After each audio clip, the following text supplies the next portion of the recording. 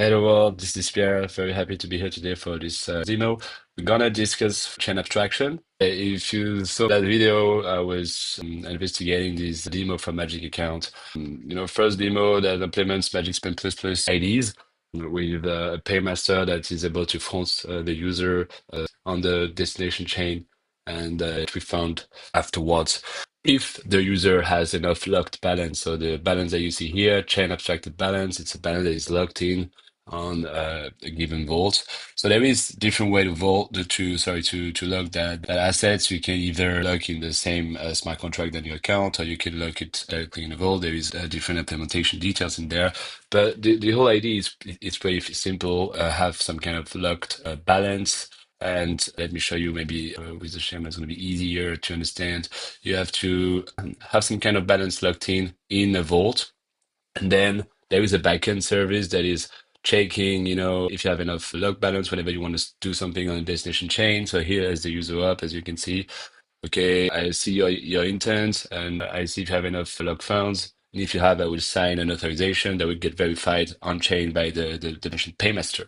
While I was investigating their demo, I understood that there were no proving mechanism to get repaid, and it's a huge problem because it's a huge trust assumption. There is no sense as a user to deposit on this kind of system if you need to trust a third party not to get away with your tokens. So we need to get repaid. We need to have these cross-chain proof mechanism. So yeah, and when I was on, so I made that video on Twitter, right? I made that video and I posted it, and I'm very new to this cross-chain, capabilities, so I don't know all the text, So I was just posting these. Let me try to find it back. Yeah, so that was the one. I was just posting these like, okay, the demo is huge, but yeah, there is no proof to get repaid, so they can technically get away with all the log funds. How do we do that? And there is these EIP 7755 from I think the guys behind the base team, and so it looked promising, but it was like super long.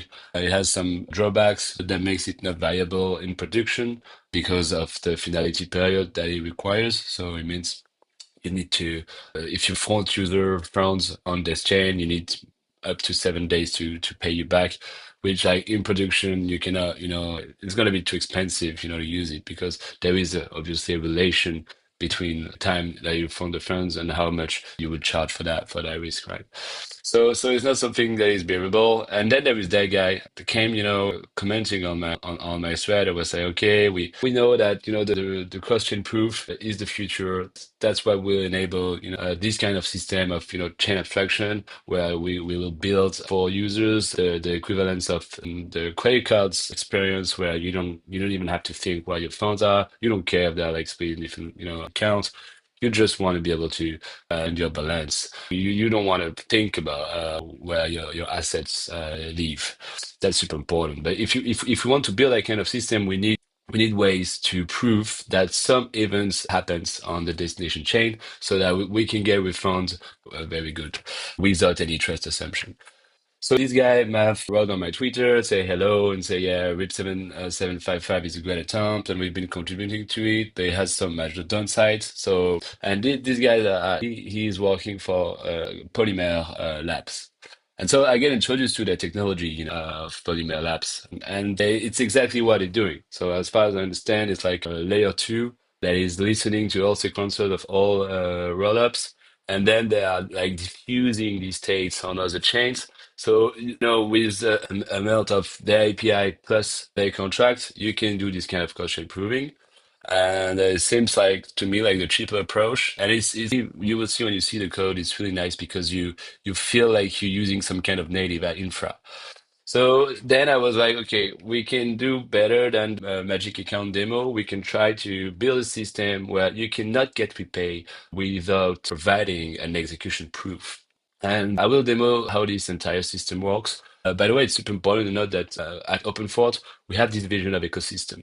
Ecosystem is a parent entity, sorry, for a group of application, maybe the games most of the time. The application runs on different chains. And so we built already what we call the ecosystem wallet. We give them the unique experience, of like connecting in a way their users. So we kind of handle that wallet parts already. The next step for us is really to have this chain abstraction vision, so that ecosystem would be able to have for the users a unified balance. So users of an ecosystem will not have to remember where their assets are. An ecosystem can become, with this kind of system, they can become liquidity providers, which is super different. Because if you think about it, in terms of economics, what happens in the chain abstraction, you have a third party that will front you funds on a destination chain. And so this third party is a liquidity provider, right? By any means. And so this is where the money actually is, and this is where I think all the different actors, will fight for that extra fees of, being able to front fund for users. So if you come up with a system that is at the fingertips of ecosystem, they can deploy their own chain abstraction infrastructure. So they don't rely on third party to be liquidity providers. They can be their own liquidity provider. I think it's super powerful. So yeah, with that in mind, I started a very healthy collaboration with the guy from Polymer, and I think the first one to play with the API, play with the system. They're a very good team, very good engineers, very good commercials as well. So like it was a kind of healthy collaboration to come up with the best state of the art chain abstraction system. So it's going to be like a demo of how it works. As always, with my style, expect a CLI. So you have a CLI to play with. It's all open source, and then yeah, let's try to dig with. So let's do it. Okay. We're in the demo. What we're gonna do right now is just maybe to create an account, and we create an account on base. We can just give it another site. So let's try with this site. All right, you give us an account address, but this, if you want to check if it has any code attached, it will not have any code attached. Sorry, sepolia.base.org. Right. So you don't have any code attached, and that's fine because we use create two. So this account, we know its address, but it's not yet deployed on chain.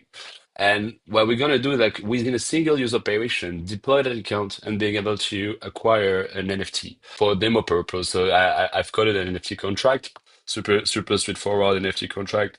So here it's okay, demo NFT. So it's just classic NFT with a IPFS whatever. It's not important. The point of this demo is that you're able to acquire any tokens on a chain where you don't have any assets. You don't no more pain, of bridging assets. You're no more 20 clicks away of doing what you really want to do, and that's the whole point. So yeah, this account still is here, and what's going to happen right now is that you will need to lock some funds. You will need to lock some funds on the source chain. So we playing with two different chains. We're gonna buy something on base Polymer, and then the backend, the paymaster, will get refund with a polymer proof on Optimism Sepolia.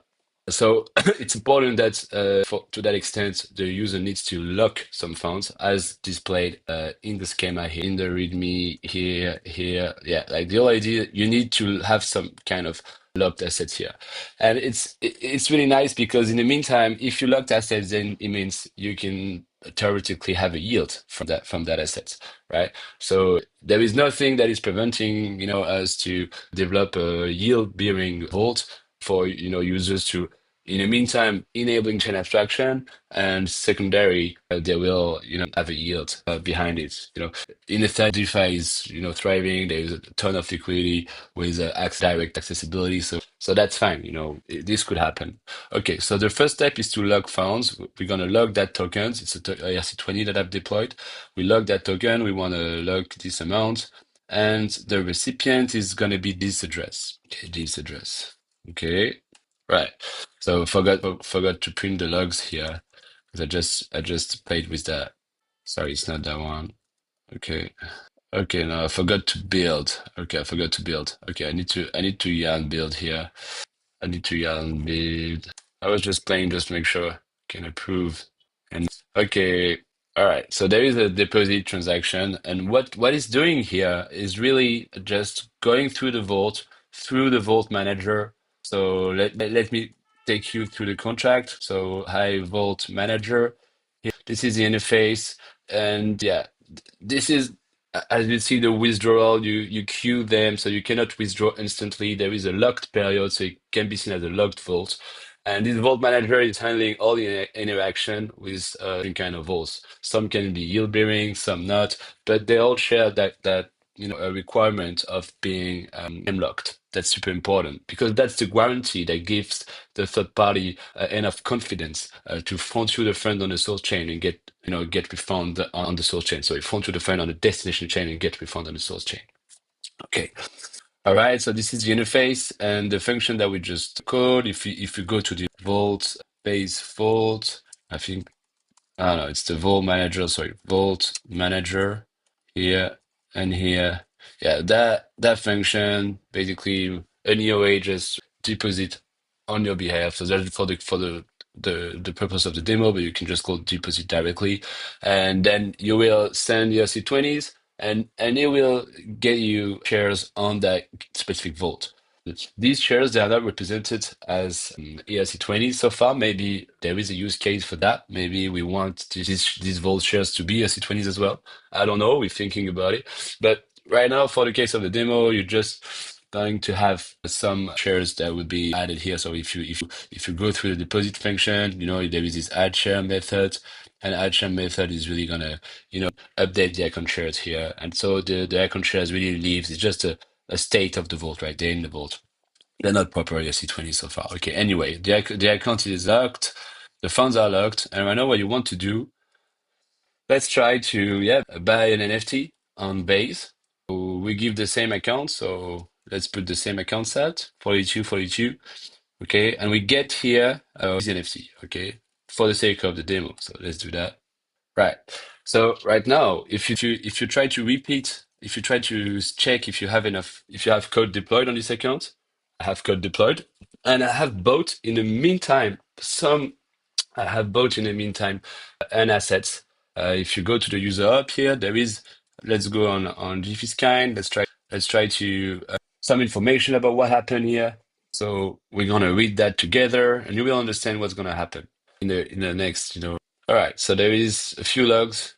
Initialize, transfer icon deployed, okay, upgraded, unknown event before transfer metadata update. So this is related to the NFT. Operation event, approval, unknown event, and this is the one that we're gonna read on Basecamp. Okay, on some action. Okay. This GC scan is so slow, man. This is so slow, really. This is so slow. All right, let's go on Basecamp right now. Transaction hash, user hash. Okay. All right, so what happened? We see. So we bought this NFT with some ERC20. So this is the address of the paymaster DC6. Send us the required amount of mock ERC20, and then we bought that specific NFT with the ERC20. All right, and if this happened, it's really because we have a backend that checked that we had enough balance there, and yeah, just does the fund. So let's go a bit to check the code on the Paymaster side. So Paymasters, if you go to the validate user hub, so it's all compatible with native no, 4337 account abstraction.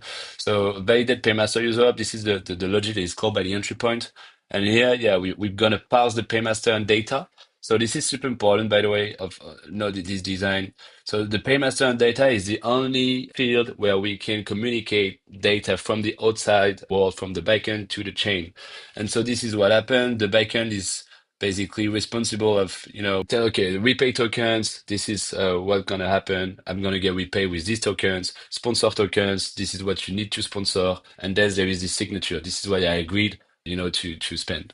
And yeah, here one plus, and this is an array. So an array that we can be, it's a many-to-many relationship. So I can front you different ERC20s native token and get repaid different ERC20s native tokens. So this is super cool, and it's on different chain as well, right? So this is so really the idea is like we want to have something that is wide enough so users don't have to remember where the assets are. Okay, if the assets is fragmented, they're gonna pay a little more price for it because there will be more fees because we need to go through all these chain and get refund on that way.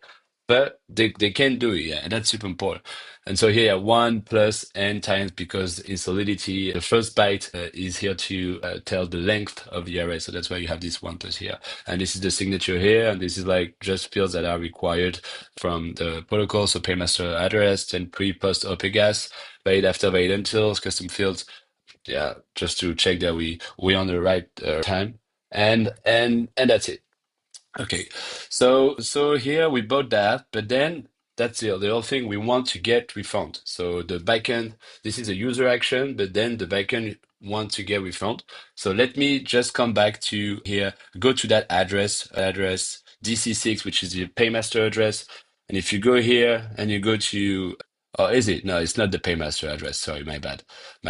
I misread that. Let's go here. Let me find you the paymaster on base DC6. And this is DC6. No, no, no, because it's a token holder. No, no, no, no, no. It's the right address, but me, I want to go to the contract. Okay, and here, so you will see we have some events that are emitted, invoice created. They are emitted here. Look. They are emitted in the post operation hook. So in the 457 account abstraction, the flow is like first you're going to validate the paymaster user up, and then you're going to call post operation. This is the entry point. That is, in a 457 is calling always post up if you return a context, which is the case here. And so in the what we do is like in the validate paymaster user up, the paymaster is going to approve for all the sponsor tokens. So then in the same user up, I can do a safe transfer from and I can spend them whatever I want. And then in the post up, we're gonna make sure we set this approval to 0 back again. And here, if the operation succeeds, then we're gonna emit this invoice created with a given hash, right? And this is the invoice that we want to verify on top of verify invoice here. We check, and this verify invoice, I need a proof, and this proof comes from Polymer. And this is the next set of the demo. So I'm not going to explain in details how Polymer works. For first of all, I'm not knowledgeable enough to give you a legitimate in and outs. But I think that's the beauty of it. You don't really have to understand the in and outs of this proof. You just need to read through it, and then it's a kind of opaque type that is proving the execution of the emission of that event right here. So yeah, what's going on right now? So we come back here. We have this invoice. By the way, I have a small backend, so never do that in production. So this is my backend. This is exactly my backend. Right. So it's a JSON file. I don't even have database, but I need to record that invoices for the rest of the demo. In production, for sure, we will use some. We don't have any reason to do that, right? It's just for demo purpose. So here I've stored the hash, so you can see that the hash of this invoice is the last one. Okay, in my backend is the last one again. So right now, what I want to do, if I do some kind of get invoice on this chain, okay, so this is the last invoice. Okay, right. And so right now, I want to query, not query actually. I want to request a receipt proof from a Polymer API. So the code is here, by the way. Prover, sorry, it's gonna be in Polymer Prover client, right? So I have some validation data with the perfect Zod library, and yeah, the idea is just to it's very Web2 development. I have two methods: one to fetch proof requests, and then so it's gonna on their sides they will return a job ID, and then I use that job ID to query the actual proof. Maybe one day they have webhooks, I don't know, but they're very classic Web2 here. Okay, so here the destination chain. So right now it's the opposite. I want to prove something. So the des chain, this is the per Optimus Sepolia ID. So on the des chain, I want to have the Optimus Sepolia, and the source chain is base Sepolia. Okay, because I'm proving an event from base, and I want to verify it on Optimism. Okay, and here the TX index, as we can see, is here. TX index 2. One second, let me check one thing because they use different kind of index, and the two index that we need is the transaction index within the block, and then we need the log index within the transaction, and this can be hard coded most of the time because this event of so cat paymaster, so this event will be emitted most of the time at the same time, but right now because I deployed an account, I need just to make sure I've hard coded the right index. So I think let me try to. All right. So right now I think I need to input 12, and just because I have the user operation of I have the user operation. It's gonna be for later on, but because I have the user operation created, right? It's because I want to account for all these initialized approval, transfer, account deployed. So this is typically an event that occurs when I deploy the account. And so it will change the log index within that given transaction, right? Okay, so right now I'm here, transaction index 2. What is the source block? I need to update as well. Source block, I can give the source block. Okay, okay, okay. And I have a job ID right now. So 122.12. This job ID I can request. So right now I can do receipts. So I don't remember exactly. Okay, query receipt proof. That's how I call it. I like CLIs because they are like toys, tools that you can play with and you can show all the actions step by step. It doesn't get too fast. It's really cool for demo purpose, in my opinion. So here, yeah, I give this job ID 12, 122.12. Okay. Okay, okay, so something is off. So something is off. Maybe they might have changed invalid ending value. Okay, invalid value expected received not found. Okay, this is okay. So okay, because I have the badge on the job. Okay, right, right. Okay, just because I have the bad idea here. Okay, anyway, so this is the proof. This is where it gets really interesting. This is a proof that enables me to, call the invoice manager, get repay. So if we go right now to the invoice manager that is on deployed on all the supported chains, right? Invoice manager, not the interface. I want the actual implementation here. And here we have the repay methods. Where is the repay? Here we are. We take the invoice ID, that is the hash of this invoice. We take the invoice, we take the proof, and here we're gonna call verify invoice. So first of all, we make sure it's not already repaid. So we keep a state of invoice repaid on the invoice manager. And we're gonna use that paymaster verifier to just make sure that the proof is verified. So let me so I thought that maybe I forgot something that will not work. Okay, okay. So here, yeah, we're gonna validate events. We're gonna call cross L2 prover from Polymer, the contract of Polymer. We're gonna submit that proof, and it returns, a bunch of different things. Most importantly, topics, and then we can check if even the value of that topics match. We want the invoice ID to match. Right? We verify that, we check that equality, and then if it's true, we emit that event, and yeah, and we return true. Okay, one thing though is that because we just created that account, I will need to register a paymaster. Sorry, here I will just need to register the paymaster. Okay, register paymaster. I need to register it here. And the salt will be 4242, the account salt. Okay, just to make sure. This is important because all the account needs to have a registered paymaster. Happened. I don't like when it takes too much time. Oh wow, cool. Okay, so it works. Nice. Okay, so we have registered the paymaster for 4242 account. Okay, optimism, and then what we're gonna happen is that we're gonna submit that proof. So this proof here, we can just write it. Let's write it down on proof.x. Okay, so otherwise I will just my terminal with too much information and it will break my screen. So there's a lot of cold data. By the way, you can already think, okay, it's like huge amount of cold data to prove one event, and you're right, you're totally right. So there is the next chapter for us is going to be to do some batching of proving. So let's say in the post operation here, in the post up, rather than emitting directly, you can just write some invoice ID, some information that you need on a settlement contract. And this settlement contract, every 15 transaction is going to emit a bunch of events. And yeah, you're gonna, try to batch proof all these invoices. So you need to add a bit more logics, it's a bit more engineering, but it's totally feasible. And that's the point. So right now we're just, proving that one event. Okay. All right. So let's do this. Okay, and we're gonna try to get repaid with that proof. Let's try to get repaid with that proof. Okay, so we have this proof. Okay, I think it's refund paymaster. So now I write it down on the given file. Okay, the invoice ID is different though. The invoice ID would be different. Invoice ID would be, so it's this one. So I want to get refund. I say, okay, I front you the funds on base. Now give me back the token on Optimism. I come with execution proof. Okay. Oh, Pierre, come on, just copy this, right? Okay. Okay, just make sure I will do just one more yarn build because I need the right index right now.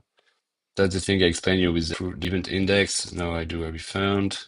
Okay, chain optimism. I cut the proof, invoice ID. I get the big one, and that's it. And it's perfect. Transaction sent. I get refund. By the way, if I try to get refund another time, I have an error, and it's totally fine. The error is telling me the contract function we pay reverted with following reason. Invoice already repaid.